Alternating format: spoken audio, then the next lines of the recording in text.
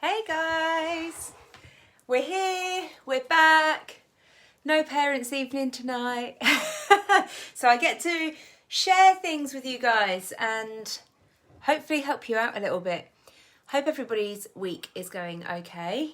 I think my dress just about sums up how mine's been going, but I hope everyone else's has been much better despite this terrible weather.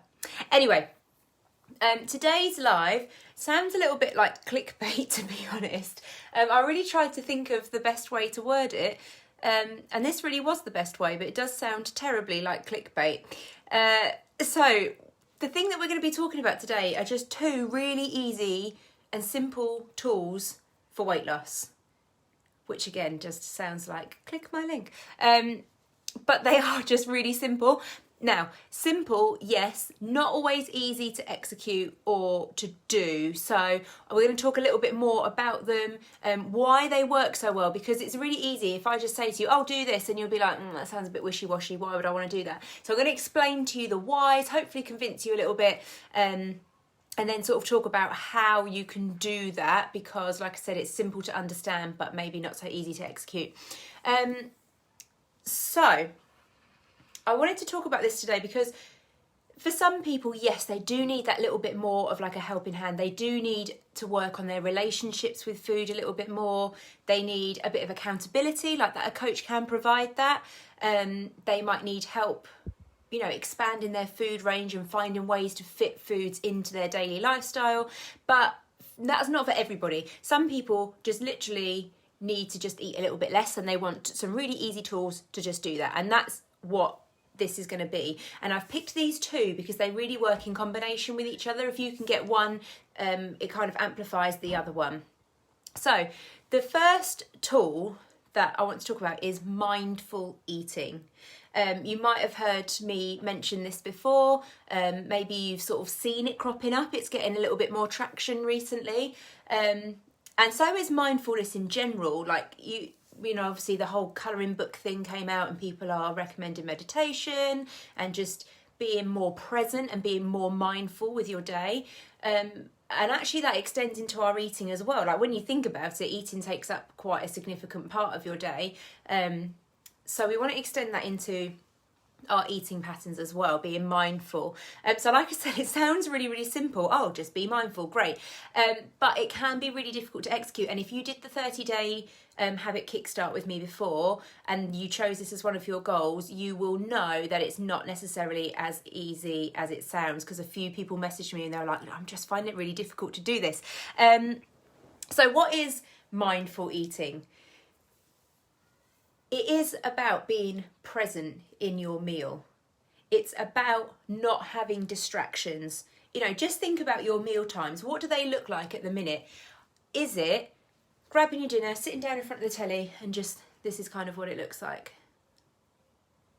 Because for most people, and I'll say, a lot of my meals look like that too. What about breakfast? Are you sort of grabbing something and then you're doing your lunch and then you take another bite and maybe you do a bit of your makeup? Are you like eating on the go? Maybe you don't even get that. Maybe it's down in a shake in the car as you drive to work. Maybe lunch is just eating at your desk while you're working. That is the reality for a lot of people these days. It is not what we used to have. I'm thinking back, way back in the day, like cave people who would sit around, or not even necessarily as far back as that, but mealtime was such a big social event. People would gather and a lot of preparation had gone into the food, a lot of thought and a lot of care. So there, you were really enjoying every bite because it was a special event. And it just isn't like that anymore. So we want to kind of go back to that a little bit more. And I'm not saying you have to spend 8 hours at home cooking and like you have to quit your job. But we just want to have a little bit more mindfulness around our meal. So no distractions. You sit at a table, you don't have your phone, there's no telly. And we're just being really present in the meal. And it just actually can have benefits in other ways, which I'm not going to go into. But, being able to connect with your family, having some social time, those sorts of things, which I think the pandemic really has kind of made us realise that maybe some of us were living too fast and we weren't necessarily spending the time with our families that we could. So it's another added benefit. So why then? Why is this useful? I've just said to you, you know, what it looks like, but why do we care? Why is this going to help us? So the first reason is that it helps us really to appreciate our fullness and hunger cues a little bit more. Because we're so scheduled with food, we're being told when we're allowed to eat, really. You know, you have to take your lunch at a certain time, and you have to have your breakfast before you get to work. You've only got a limited amount of time before dinner, etc. For dinner before bedtime. So we're being a little bit more told when to eat. So we're not really in tune with our bodies. And because we're eating quickly, again, we're not having the chance to listen to our cues even while we are eating. So the first one is that it allows us to appreciate those cues a little bit more. So I just want you to have a think for a second. Have you ever, and this usually happens to me when I'm in restaurants, because the serving sizes in restaurants are like, have you ever had a meal where you've been eating and you're like, yeah, this is fine, and then you finish your plate, and then maybe like 5 or 10 minutes later you're starting to, and maybe the belt needs to come undone, maybe the leggings get rolled down a little bit, and you start to feel really full. But you weren't full while you were eating it, because you managed to eat the whole thing and it was absolutely fine and you enjoyed it. Well, this is because it actually takes about 20 minutes for the fullness signals to reach, right, for your brain to send out those signals, because your body, your gut has to send the signals up to the brain has to send it back out. Like, it's a whole process. It's a chain reaction really of hormones. Like, one thing sets off the next thing, that sets off the next thing. I'm not going to bore you with all the science, but essentially, like, there's so much going on because your body has to detect, you know, what have you eaten? How much of it have you eaten? What impact is that going to have on the rest of the body? So it just takes a long time for all those signals to come, to travel everywhere that they need to go. So like I said, it actually takes about 20 minutes. Now, just think about your regular meal times. Do they usually take you about 20 minutes? And the answer is probably no. So if your meal is taking you less than 20 minutes to eat, then your body literally does not have a chance to tell you that you are full. So the option, I guess, to overeat is so easy then, because you literally haven't got anything telling you that you're full, so you could just keep eating and eating and eating. So you could just be eating all these extra calories just because you're eating too quickly and you don't know that you're full yet. So just as a reminder, it takes about 20 minutes for your body to recognise that it's full. So if you can slow down your meal to be at least 20 minutes long, you're just giving yourself that better chance to not overeat without realising it. The other good thing about this is not only do we want to eat slowly, because these are two separate things. Being mindful with your meal, yes, you can eat slowly, but if you're really present, then the chances are, and this is pretty high because it's been shown in studies, that you are going to be more satisfied with your meal. So not only are you full, but you're satisfied, and those are two slightly different things. When we say about being mindful and being present, yes, it's being slow, but it's also about enjoying every bite. It's about really experiencing the tastes, the textures, the sensation in your mouth, like what emotions do you have tied to that food? Maybe you're eating, I don't know, a cottage pie, and that just reminds you of a time when you were at your grandma's, or, you know, it just has all these other experiences and memories attached to it as well.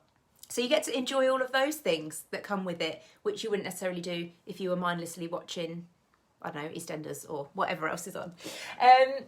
So you get to enjoy it more as you're eating it, but then also you're going to be more satisfied once you've finished.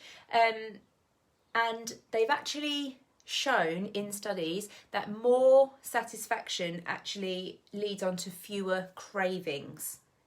So if you eat your meal mindfully, you're really taking the time with it, you're really enjoying and savouring every bite, then later you are not going to crave as much. You're not going to be thinking, oh, I need an extra bit of something sweet, or I wasn't quite done with that, so I'm going to have a slice of toast as well. And I know that that's pretty common for lots of people. So that's point number 2 as to why it's a good thing. Point number 3 kind of really links back to point 1, but kind of 1 and 2 together, I guess. And it's about having smaller portions, which seems really obvious. When I just explained about how it takes 20 minutes for the body to realise that it's full, it seems pretty obvious that if you take the time, you probably are going to eat less because you are listening to your body's fullness cues. So I just wanted to share a study with you. The University of Rhode Island, they're like so into slow eating. I don't know what. I don't know why they're so obsessed with it, but they've done loads and loads of studies that involved loads of different things. So the University of Rhode Island, they did a study and they got 30 women to come into their lab and eat a plate of pasta. It was lovely plate pasta with garlic bread on the side, cheese, you know, the whole shebang, whatever they wanted. And they did this twice with the same women. And the first time they were told to eat really quickly. And the second time they were told to eat slowly and specifically to put their fork down between every bite. So you put the food in your mouth and you put the fork down, you chew, swallow, and then you can pick your fork back up. And what was really interesting is on average, when the women were told to eat quickly, their meal lasted about 9 minutes. And when the women were told to eat slowly, it lasted about 29 minutes, so on average. And in the 9-minute meal, the women ate 646 calories on average. 646. And in the 29-minute meal, on average, the women were eating 579.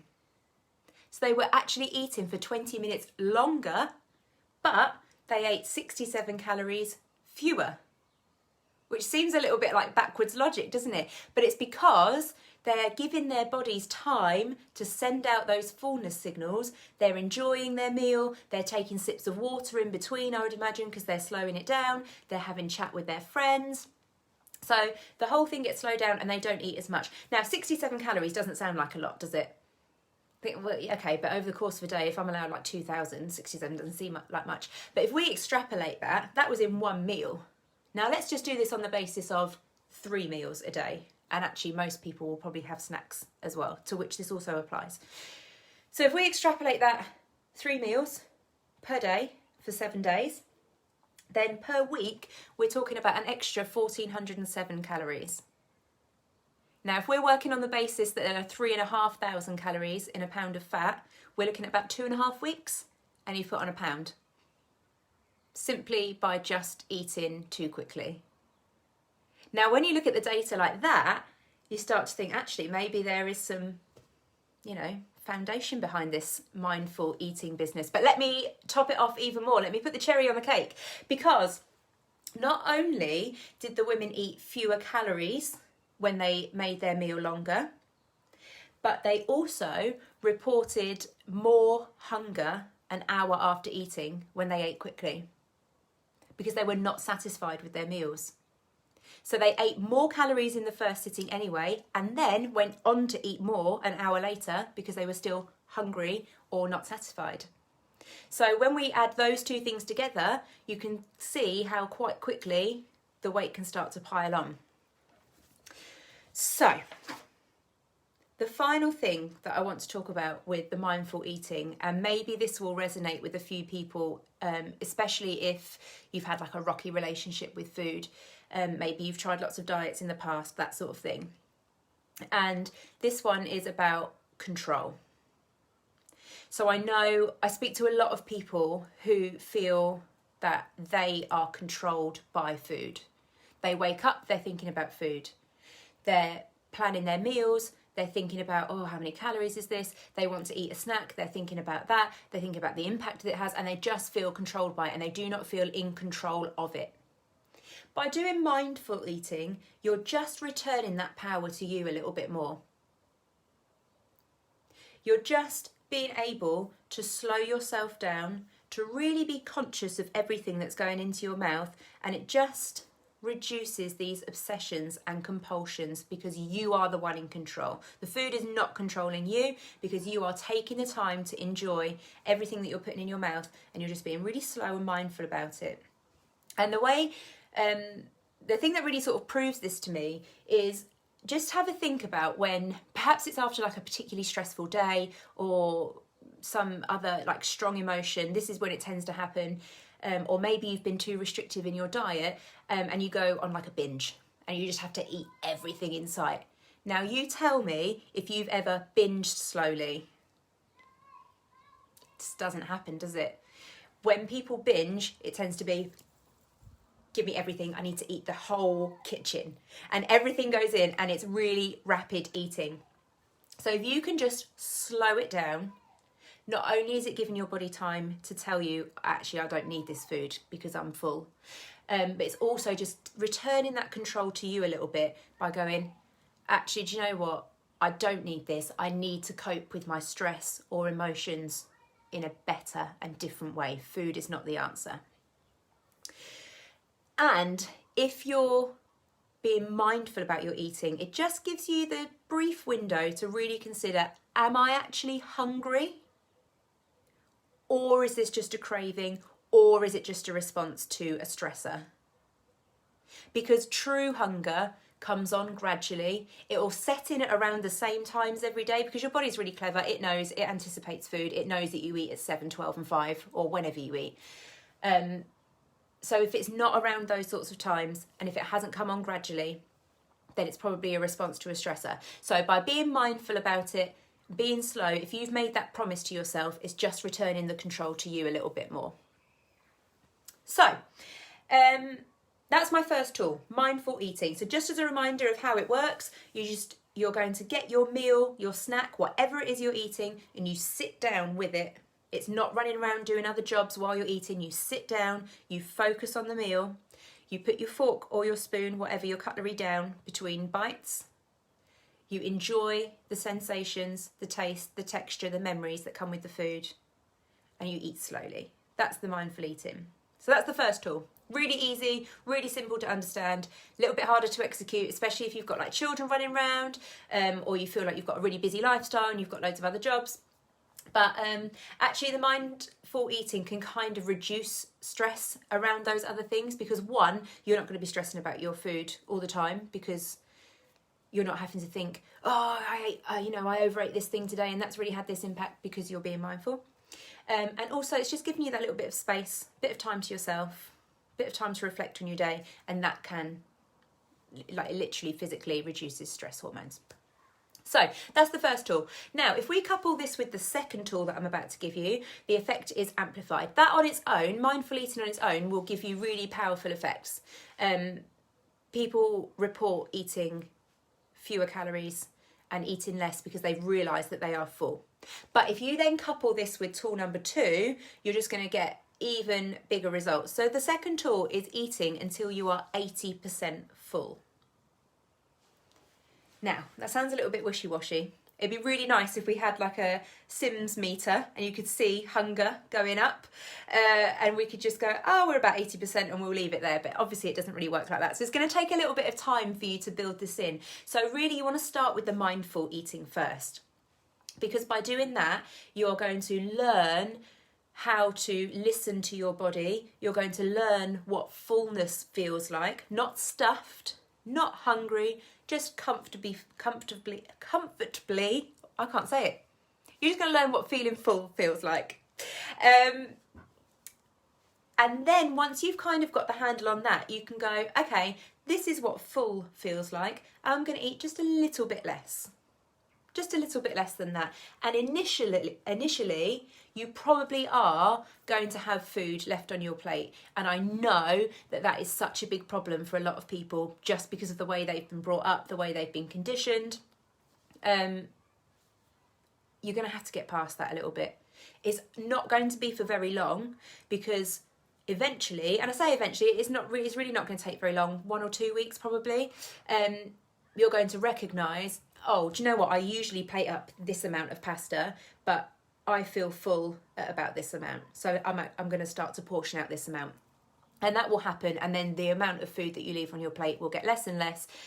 And let me just remind you as well, this isn't like a restaurant. This is your own house. So you can just plate up this amount of pasta. And if you eat mindfully and you still feel like hungry afterwards, go and get another spoonful of pasta. It's fine. Rather than going the other way and plating up this amount of pasta and then going, oh, I have to eat it all because it's on my plate. So it's just a little bit about reframing the mindset.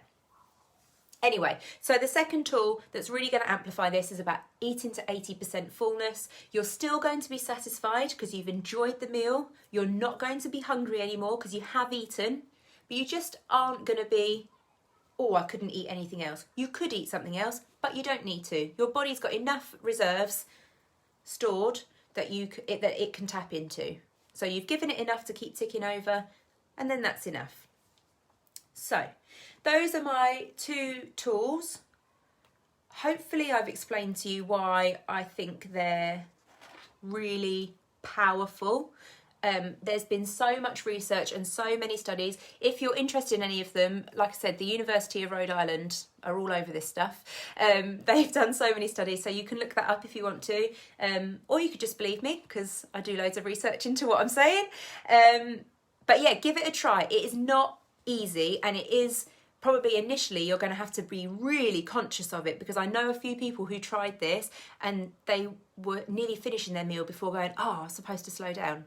But maybe you eat, 3/4 of your meal and then go, oh, I was supposed to slow down about this. And then maybe you eat half and remember. And then gradually, you'll start to remember before you sit down. But if you can create that space and make meal times an event, that's going to help you a little bit more. So yeah, hit me up with any questions if you have them. If you need help with how to really go about the mindful eating, or how to listen to your body's fullness and hunger cues, send me a message. I can help you. Next week, haven't quite decided yet about what I'm going to do the live on. So I've got 3 options that I'm thinking about, and I will do lives about all of them at some point, I'd imagine, but I just don't know which one to do next week. So the 3 things that I'm really thinking about are sleep. Sleep's such a massive topic for me. Or processed foods, or just sort of not specifically sleep, but the more holistic nature of like weight management. So looking, yes, at sleep, but other things like stress and sunlight and just other stuff. So if you have a preference that you'd really like to find out about from those 3, or anything else, leave me a comment or send me a message. But otherwise, it will be a mystery next week, and I shall announce it when I've decided which one I'm going to do. So I hope you enjoy the rest of your weeks. I hope it's a little bit better weather for you, and especially the weekend, because it is Eurovision. I'm so into Eurovision. Yeah, I don't know who I'm rooting for yet, but let me know what you think is going to be the winner for this year. And I'm sure I will join you virtually on Saturday night for Eurovision. And if not, I will see you next week. Have a good week. Bye.